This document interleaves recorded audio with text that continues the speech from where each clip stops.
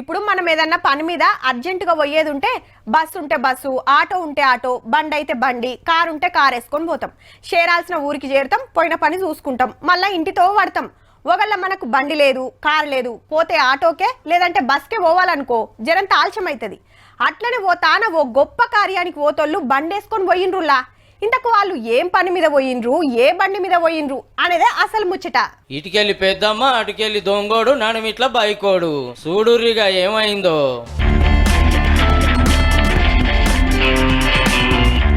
చూస్తుండగానే పుస్తెలతాడు దింపుకొని బండెక్కి తుర్రు అన్నారు బడివేగాళ్ళు. దొంగ దొంగ అని పెద్దమ్మ లబ్బ మొత్తుకుంది పాపం. ఆంధ్ర తునిలో పట్టబగటిలకి ఇట్లా దొంగతనం చేసి పాడైతే సీన్ అంతా సీక్రెట్ కెమెరాలో రికార్డ్ అయింది. గమ్మత్ ఏందంటే ఈ బండి సుత కొట్టేసిందే.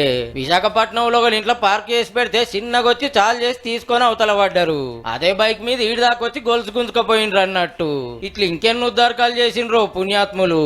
కాలు చేతులు చక్కగానే ఉన్నాయి గారా, ఏదన్నా పని చేసుకొని బతుకుతే కాదా మీ దిమాకులకు దిష్టి తీయ్యా.